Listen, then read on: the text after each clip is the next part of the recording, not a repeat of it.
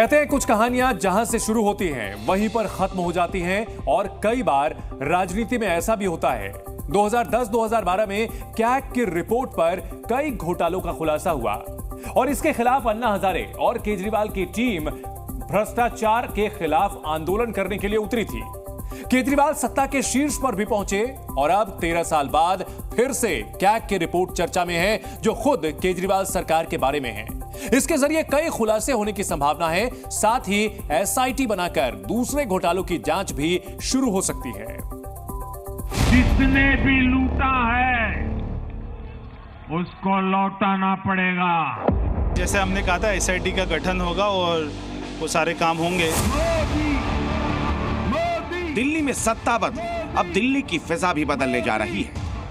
एक जमाने में भ्रष्टाचार के खिलाफ आंदोलन की गूंज तक तख्ता पलट करने वाले अरविंद केजरीवाल सत्ता गंवाने के बाद भ्रष्टाचार के नए मामले में घिरते दिख रहे हैं। सीएजी यानी controller and auditor general of India, जो खर्च का लेखा जोखा रखता है, उसकी रिपोर्ट से काफी हद तक गड़बड़ी के संकेत मिल रहे हैं। मतलब दिल्ली विधानसभा के पहले सत्र में ही कई खुलासे होने वाले हैं। वैसे जी न्यूज को मिली एक्सक्लूसिव जानकारी के मुताबिक बीजेपी की सरकार बनने के बाद पहली कैबिनेट मीटिंग में आम आदमी पार्टी सरकार के घोटालों की जांच के लिए एसआईटी बनाई गई है और इसकी जानकारी खुद नई दिल्ली सीट पर केजरीवाल को हराने वाले बीजेपी नेता प्रवेश वर्मा ने दी। जैसे हमने कहा था एसआईटी का गठन होगा और वो सारे काम होंगे।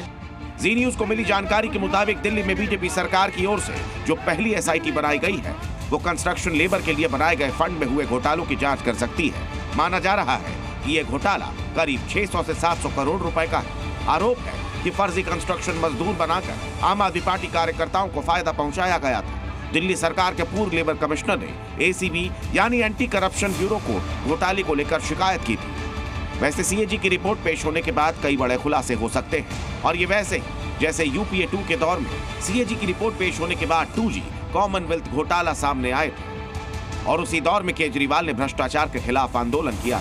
सीएजी की रिपोर्ट पेश होने को लेकर बीजेपी उत्साहित है तो आम आदमी पार्टी संभल कर जवाब दे रही है। जिस सीएजी की रिपोर्ट को लेकर के अरविंद केजरीवाल जी 2013 में पूरी दिल्ली में लहरा के चलते थे, वही सीएजी की रिपोर्ट आज रोकना क्यों चाहते थे?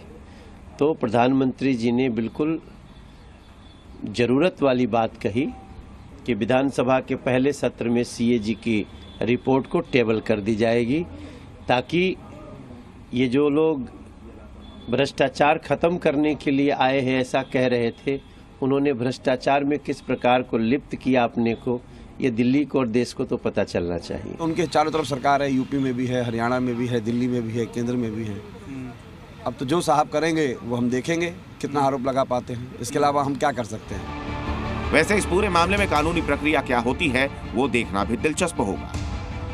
अरविंद केजरीवाल और उनकी पार्टी के कई शीर्ष नेता भ्रष्टाचार सहित मनी लॉन्ड्रिंग के मामले में जेल जा चुके हैं और ये मामले अभी भी जारी है। ऐसे में अगर नई जांच शुरू होती है, कुछ और घोटाले सामने आते हैं, तो केजरीवाल के साथ साथ आम आदमी पार्टी की भी मुश्किलें काफी ज्यादा बढ़ सकती हैं।